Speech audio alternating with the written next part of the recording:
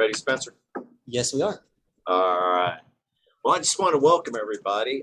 This is our monthly Tuesday talks. And this week, or this month, we have Dr. Dmitrievic. Okay, excuse me. And so basically, this is like really interesting. And hopefully, I'll be able to keep all my questions at a minimum because I could probably talk for a long time because I mean, there's so much about the economy that I'd love to ask questions. But this is not so much for me, this is for you. So, Dr. Dmitrievic received his PhD in history from Harvard University, is the author of Econolast, and has been a professor of history at multiple universities. And he is a regular Forbes columnist and currently is the Richard S. Strong Scholar at the Laffer Center. So without further ado, Dr. Dmitrievic, it's all yours.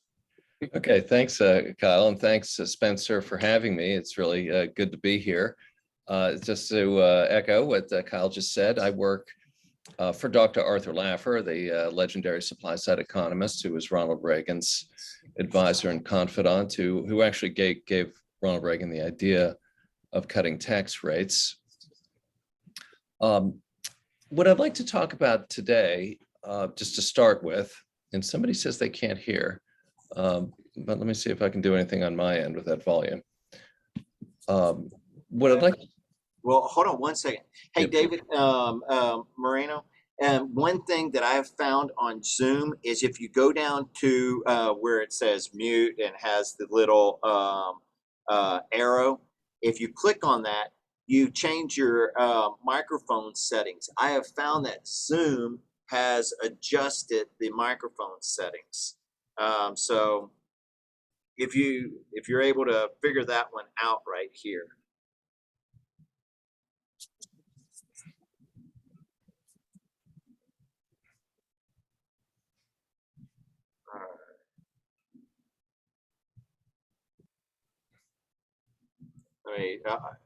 I'm going to respond, but go ahead, sir. And yeah, I'm just going to respond to David. Yeah. Okay. Sure thing. Yeah. What I'd like to have some remarks about, and then we can open it up to all kinds of discussion, is kind of the long term, the longue durée, as a historian might call it, of economic history. I was Spencer's economic history professor in college at Sam Houston State, and mainly what I'd look into is economic history and its tendencies as goes current outcomes. I want to make a point about 21st century economic history that I think is kind of essential to come to terms with, and that's that the entire 21st century has been extraordinarily low, a period of extraordinarily low economic growth. So if you look, say, peak to peak, the 2000 peak to the 2019 peak, economic growth was under 2% per year. And there was no 20-year period, peak to peak or whatever, in American economic history in which growth is lower than 2%. In fact, there's virtually no 20-year periods in which growth is under 3%. So we live in essentially an unprecedented era in the longue durée, the 200 plus years of American economic history, of kind of permanently slow growth. And again, I'm not even referring to the pandemic or the slowdown of since 2020. If you compare the 2020 peak to the 2019 peak to the previous years of the 21st century, and the 2019 peak was pretty high, we've had slow growth. So we should not expect in periods of slow growth for things like financial assets to do very well. That doesn't make any sense. It can't be that an economy that grows slowly can toss off all kinds of coupons and dividends and wealth to financial assets over the long term. So whatever bull market that we may have thought we experienced in the 21st century, I want to assure us that we really did not experience a bull market in the 21st century. For example, if one bought gold on the peak of the 2000 economic cycle at under $300 an ounce, one would be well ahead of the stock market at its peak at 36,000 in the Dow. What gold went up sixfold in the 21st century, and the stock market would have to be at 60,000 right now because it was at 10 or 11,000 in 2000, just to beat gold, just to beat that last refuge of the cautious. There is no respectable bull market in history that gets dusted by gold. I mean, look at the bull market of the 1980s and 2000s. You know, gold went from $800 to $300 an ounce as the Dow went from 770, exactly 40 years ago today, by the way, up to 11,000, a 15-fold increase. It is completely incompatible to have gold beating the market and to say we're in some kind of legitimate age of investment in financial assets. I might point out that the run up in stocks that we had from 2012 to 2021, I guess, when the Dow went from about 10, 11, 12,000 to 36,000, so-called threefold increase. That's to be understood, I think, within the context of the 21st century, in which the Dow went from 10 to 30,000. So there was a threefold increase.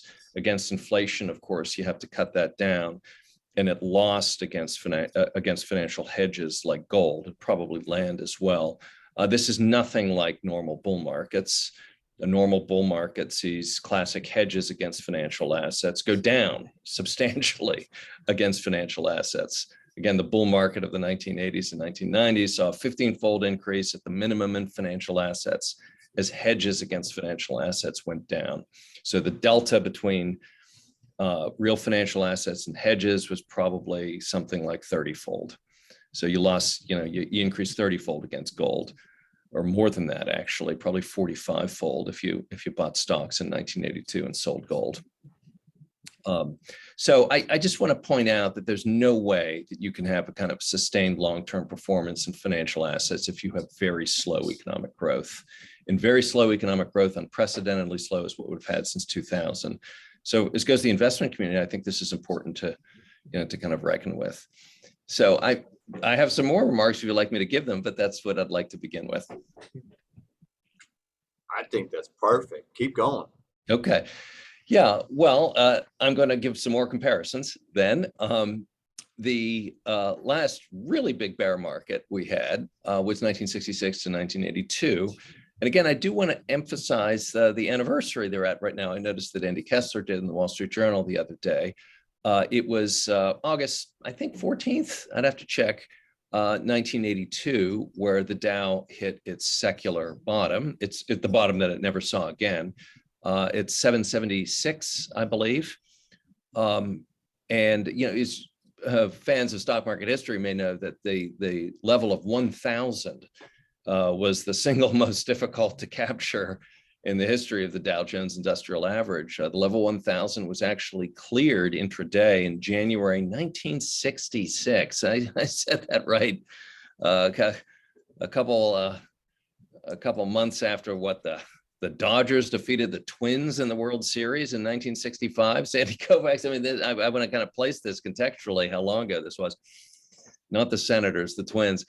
The Dow hit 1,000 in January 1966 intraday, didn't close at that level. And it was below 1,000 comfortably by 23% in 1982, 16 years later. In the intervening time period, the consumer price index increased by 200%. The consumer price index went from 30 to 100. So the real loss in the Dow Jones Industrial Average, if you bought stocks at the intraday at the 1,000, January 1966, you only had 777, and then you had to divide that by you reduce that by 2/3 because of the inflation. So the real loss in the Dow Jones Industrial Average was 76% from, as not counting dividends, but just using the Dow divisor, went down 76%. And you just throw away dividends because the income taxation was confiscatory at this point. I mean, the marginal rate of the income tax was 70%. Capital gains rate in many cases was over 100% through 1978. So that's a real bear market. I mean, we've been kind of toying around with ideas of bear markets today. The S&P went down 22% or something like that. That's not what's possible under really extended periods of slow economic growth and problematic policy that yields slow growth. You can go down 75%, and if you try to cash out, you get nailed by taxation. And I mean taxation and unreal gains too. I mean, when you're talking about a 300% inflation from 1966 to 1982, if you buy a stock at 100, let's say, a nifty 50 stock in 1970, and it goes up with the rate of inflation, you have to declare those gains when you sell the stock. Let's say you bought it in 1970, sell in 1978, and you have a 100% gain. You have to pay stock. You have to pay 35% marginal rate of taxation. That was capital gains rate at that time. But all of that gain, in that case, say 100% gain from 1970 to 78, all of that would be an inflationary gain, would be no gain against consumer prices. So your assets on no real gain, and you'd have to pay 35% tax on that nominal gain that had no real element. So that's a tax rate that's effectively over 100%.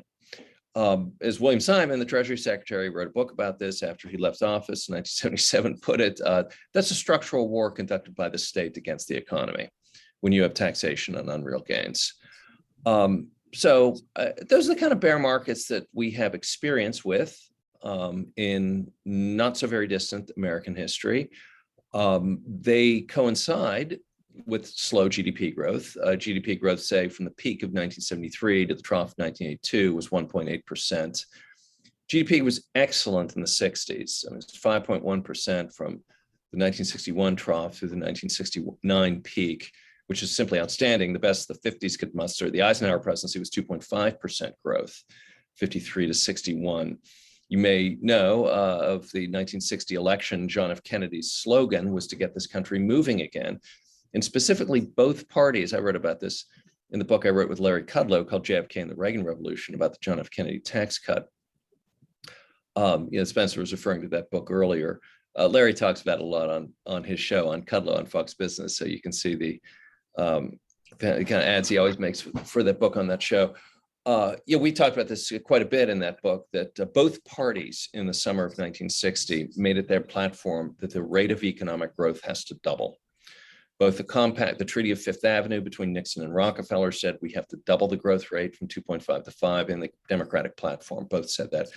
We don't have those kinds of discussions today. It's strange. We have an economic growth rate that is well less than Eisenhower's. Long-term economic growth rate now is less than 1.9%. It was 1.9% in 2019 after the Trump swell, after the Trump tax cut. Now it's probably a little less than that. I know there's pandemic noise. We don't have a national consensus that we should double that growth rate to 4% or 3.6%. Therefore, I'm wondering if we can expect the kind of boom that we had in the 1960s, in which stocks basically tripled. Ronald Reagan said in 1981 during his inaugural address, it is time to reawaken this industrial giant. There was a consensus that stagflation had to be dispatched, that we simply cannot abide low growth, negative growth, and constant inflation. We have to just turn that over and recapture the great trends of American economic history. Those were the pretexts for the great bull runs in the economy and the market in the 60s and the 80s and the 90s. I think we're going to have to see something like that for us to experience a real bull market again. And right now the signs are not excellent. So is that a short-term sign or a long-term sign? I mean, if you're saying that the signs aren't showing it, what how can we look at a outlook for the short term and long term? Yeah. Well, so if the question is, are we talking about the economy, or are we talking about financial assets? My kind of contention is that it's kind of mathematically impossible for financial assets to do well outside of a very significant long-term expansion in production and productivity. And it does not appear that we've been kind of laying the groundwork for that over the last 20 years. So government has expanded as a percentage of GDP. It's very difficult to say that any of that government spending really conduces to real productivities. In fact, I think it's a pretty easy case to make that does quite the opposite. Um, Now, it could be that the economy is going to figure out how to kind of stymie government. I actually have some fairly optimistic thoughts about that. We've seen harbingers of that, outriders of that, saying the crypto phenomenon, we're going to privatize the monetary system. That's pretty big goal. That's pretty impressive vision on the part of a completely unorganized, dissociated kind of ghost of the market. But I just want to say that, unless we have, something like 4% GDP growth, which is absolutely standard in old economic booms of the past, I don't know why we should expect bull market in financial assets. So in chat, David asked that, Obama declared lower growth rates were the new standard, but is there any reason that the US can't grow at 3% or more with our current size? Yeah, I agree with the former president that it's the new standard. In fact, that's the thesis of my talk right here today. It is the new standard. But the question is it the only of all possible worlds? I think maybe sometimes the kind of Obama fanboys always said that whatever Obama does is the best of all possible worlds. Kind of mocking Spinoza. I know that the 230 years of American economic history, and the United States always grew at a 4%, 5% rate of growth until 1913, until that particular peak. So for the first 125 years, we have very good statistics on this. First 125 years of American economic history, the growth rate was 4 or 5%. And then there was a great juncture in 1913, and I'm going to say through 2007, which was an economic peak, a respectable one, through 2007, and you'll recognize this from my book, Iconoclast, History of Supply Side Economics. 1913, 2007, the rate of economic growth was 3.3%, which is about a 1/3 reduction in the long-term growth rate. And I see that the inflection point of 1913 is very interesting because that's the year that the two great institutions of macroeconomic policy were founded. Number one, the income tax. Number two, the Federal Reserve, unbelievably created in the very same year. The income tax by constitutional amendment and the Federal Reserve by statute in that year. And since then, you've had this kind of meddling by fiscal and monetary policy that had never existed, and that corresponded to a long-term downgrade of about 33% in GDP growth. I do see increased activism, not new institutional frameworks such as that, but in the 21st century, new leaps of imagination of how these instruments of fiscal and monetary policy can be used in an expansive fashion. And I think that correlates with the downgrading of economic growth from 3 to 2. So I agree with President Obama that that's the new normal. Of course I do, because it's numbers.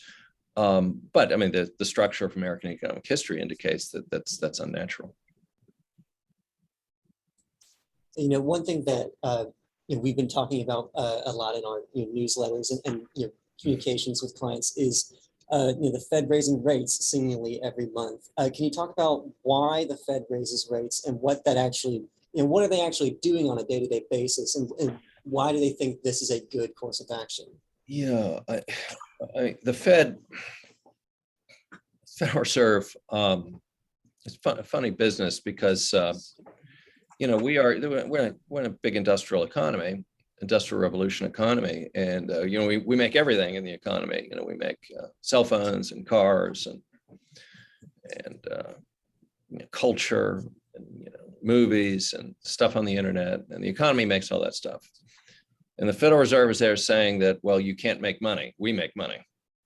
Well, that boggles the mind, actually, that the private sector can't make money, can't make functional money. Federal Reserve is required to make money. I find that very hard to believe, given the natural, comprehensive productivities of industry at large. So the question is, what on earth is the Federal Reserve doing? The Federal Reserve, since 2008, has been doing only several things. Mainly, it's been providing a resource for the purchasing of new federal debt. I mean, that's mainly what it's doing. So the federal debt goes on auctions via the broker dealers in New York, and ultimately it ends up on the balance sheet of the Federal Reserve. And the other thing it's done is it's paid interest on reserves of all the member banks. which aren't so numerous, by the way. There's only about 5,000 member banks of the Fed, which is, not comprehensive in the economy. And I think that's telling. So the Federal Reserve has just been conducting operations to somehow kind of put federal debt on its balance sheet because there are not worldwide buyers for, $1 trillion of debt every year, at least at this point, given the saturation in China and elsewhere. You see China is now selling US treasuries. And it's been paying interest on reserves. So it's really been trying to regulate the private banking system. What it's doing with interest rates, I think, is a sideshow. I think that, the economy creates interest rates. The economy creates money like it creates anything else. The Federal Reserve has emerged as an arm that enables federal spending, and federal spending takes real resources out of the economy and neutralizes them, which is very anti-GDP. And the Federal Reserve regulates the banking system, makes it difficult for the banking system to operate. And so that also decreases GDP. So I think the Federal Reserve's kind of net effect in the economy is highly negative, and it's also irrelevant. It's because monetary is in its principal function, apparent function, which is monetary creation.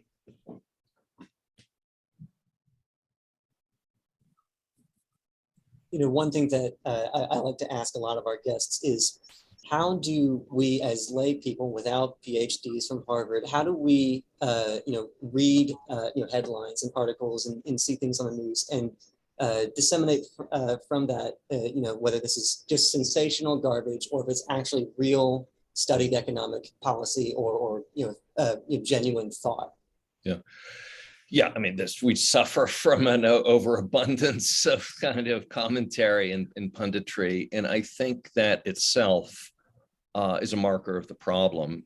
When you have really great eras of economic growth, the kind of the amount of chatter about the economy becomes dwarfed in comparison to real economic activity. I actually think the financial sector itself is unnaturally large. Saving money used to be a very simple phenomenon. You just saved it and it held its value. You didn't have any inflation, say, under the gold standard. You saved it. What's the big deal? What are the goals on the metrics? Or what, 8% blended portfolio, maybe 6% a year? That just covers inflation and taxes. I mean, taxes for a normal investor withdrawing from 401k are probably 25%. And then inflation, 3% per year, used to be 2% per year, probably more now. So you're talking what, 2.5 plus 3, so 5.5% is automatically eaten up. Your portfolio, whatever you save, let's say for retirement, is eaten up by inflation and taxes. So the only return is like 1.5% or something like that, real. And that's just the normal productivity of the economy. So in a normal world, regular people would just save their money. They wouldn't be like investing in stocks and all that stuff. They'd just be saving money. That's what people did in the 19th century. They just like put it away. And then it became more valuable because the economy was productive. That's rational. Having a big industry that like caters to figuring out how to saving money for the little guy, that's expressive of an economic inefficiency. And I think all this chatter and all that stuff is part of that. What I think the electorate, just kind of the regular person, should just demand the basics. We have to have a great economy. This is the United States of America, for Pete's sake. It's the homeland of the American dream. We got to have small government, low taxes, simple, sound money. You're off to the races. Low spending. Just, spare regulation. Go. The economy will grow at 4 or 5%. We don't have to worry about economic information. Just save money. It's all going to work. So I think just kind of the basics that the electorate has to do is just kind of demand greatness from the American economy. All right, Kyle, David, Lindsay, do we have any questions? I've got a question. As for many years, going back maybe to the Clinton administration, the government has seized on lower short-term rates and they've shortened borrowings so that the federal debt was cheaper, allowed them to spend more. Now we're spiking, we've had high inflation that appears to be coming more under control. Do you see effects the Fed are going to have in the economy because they can't allow interest rates to get too high, or else it crowds out all the spending that Congress likes to do? Yeah, the term structure of federal debt is really something else to kind of behold. Again, I'm going to reiterate the perhaps somewhat esoteric point that the Federal Reserve does not control interest rates. It would actually kind of mathematically, it's hard to figure out how they could. Fisher Black wrote very famous articles on that question back in the 70s that if the Federal Reserve controlled interest rates, that implies that people who hold money balances don't. But of course, people who hold money balances, control things more than the Federal Reserve does. And he, proved that, to the consternation of Milton Friedman and others. But whatever the Jerome Powell and the FOMC is doing, I really think that, the market kind of controls interest rates. About the term structure, just one thing. So Arthur Laffer and I have a book coming out in the fall, in September, called Taxes Have Consequences. And it's a history of the income tax. Spencer, you might, and its effect on the economy, recognize some of its lessons from what I taught in class. As recently as 2001, the chairman of the Federal Reserve, Alan Greenspan, at that time, was warning that we don't have enough debt out there, in particular long-term debt. The federal government retired the 30-year long bond, as you may recall, for a period of time there in the early 2000s. I think there was a 5-year period or something like that from 2001 to 2006 where the long bond didn't exist. Why? Because there was no demand for it and that the government was running surpluses or something near to it. If you run surpluses, you don't have to issue debt instruments. And so federal debt was going down to 35% of GDP. And Alan Greenspan gave a speech to financial analysts saying, well, we might have to worry about this because if there's not enough federal debt out there, especially term structure out to 30 years, how's the Federal Reserve going to conduct open market operations? Because its main instrument for doing that is federal debt. And boy, did the government respond to that. I mean, they just started issuing federal debt like crazy. So the last worry on our mind now today in 2022, which Alan Greenspan had on the front of his cranium in 2001, was that we're going to run out of federal debt and therefore can't conduct open market policy. So yeah, today we suffer from the surfeit of it, but let's remember where the federal debt is. The main holders really are foreigners, in particular exchange rate stabilization funds. Those are the main holders. I mean, China doesn't have its $1 trillion for no reason. It has it so it can stabilize the RMB at par value. And so as long as you have a flexible exchange rate system, not on gold standard anymore, you go back to pre-1971, you'll see nobody had federal debt. The great demand for federal debt comes from foreign currencies that want to stabilize their exchange rate. And you see what the yen has done, you see what the pound has done, the euro's done, they've all depreciated horribly. This means no one's going to invest in their economies because nobody wants to get profit streams in currencies that have very low value. And these people are going to want to stabilize their currencies. So there could easily be a resurgence in demand for federal debt because of the exchange rate developments. And let me tell you, the magnitudes of the exchange rate market will dwarf anything you say in the non-exchange rate market. I think currency trading is the largest market in the world by an order of 5. I think currency trading is what, $8 trillion a day? What's stock trading? New York Stock Exchange turnover? What, maybe 600 billion a day or something like that? I don't know, but it's nowhere near 8 trillion, which is where currency trading is every day. And that's, that's done through the long bond. So yeah, the issues with the long bond and term structure are very weird. And I think the best solution would be just kind of restrict government spending. Dr. D, would you say that what we're seeing here in 2022, does this have any sort of analog or precedent in the past 200 years? Yeah, Spencer, I want to reiterate and emphasize the opening point that I don't believe we've ever seen anything like a 20-year period of 1.9% growth. I mean, yeah, you can look at 29 to 49, but geez, by 1949, I mean, there was a resurgence out of the 1945 trough, and it was all private. I mean, federal share of the economy went from 43 to 11 in no time flat percent. The federal share of the economy was 43% in 1944. In 1946, it was 11%. I mean, in terms of spending, The private economy went from 57% of GDP to 89% of GDP in like 1 year. So that's a recovery. So in the late 40s, you had unemployment that, when everybody's coming back into the workforce, you have GIs pouring into the workforce and unemployment below 4%.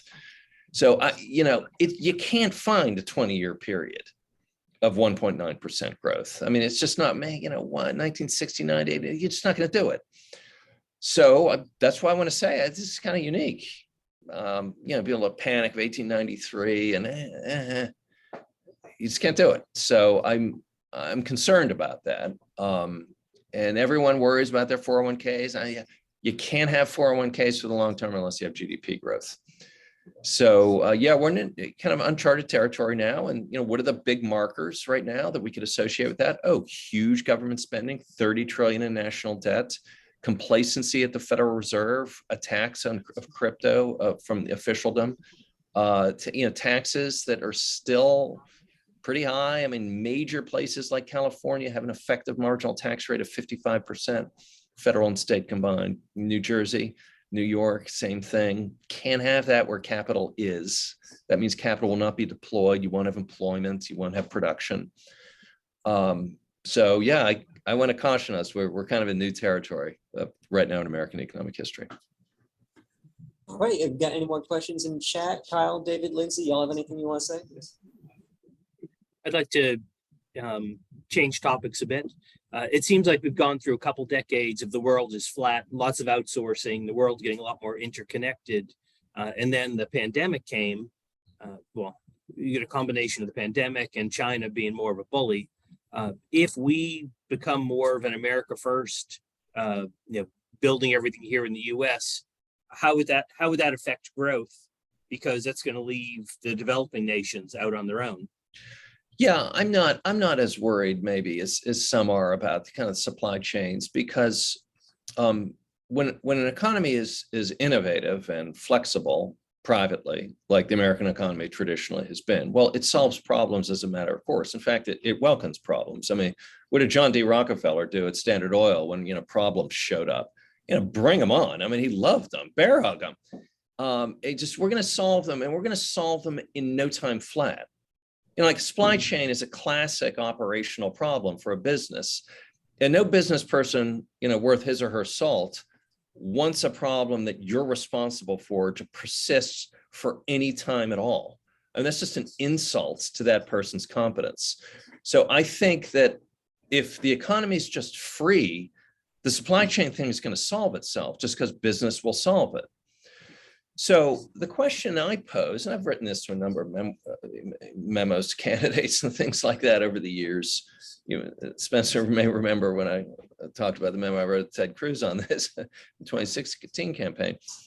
If the United States wants to consider how to source more stuff in the United States, it should focus on the two inputs to production within the United States. And those, of course, are labor and capital. Now, what does the United States do right now to interpose barriers upon labor and capital? Well, number one, it has an income tax system and a wage tax system. Social Security tax takes 15% of all labor income right off the top. Then there are income taxes, which are paid by the employer, by the way. There's no respectable tax incidence literature would ever say that anyone pays income tax. The employer pays the income tax. That's why Amazon is located in Washington State and Microsoft, because there's no state income tax. So all those employees do not have to pay some 6% income tax that really would be borne by Microsoft or Amazon, because they'd have to raise their salaries to clear employees. So we're talking about a wage tax system that is well into the 20, 30, 40% range, given current tax rates. Well, that's labor. So if you want more labor in the United States for American production, cut those tax rates. Then you're going to have more labor in the United States that's available for production. Capital? Well, Obama raised the capital gains tax. We just had a big fight over the carried interest thing in that Build Back Better bill. And there's also capital gains is unindexed for inflation, which is now running at 9%. Cut tax rates on capital. You cut tax rates on capital and labor, guess what's going to happen in the United States? There's going to be a lot more production in this country. It has nothing to do with supply chains. So it's a real simple fix for producing more things in the United States. Cut the impediments to labor and capital, the inputs to production within the United States.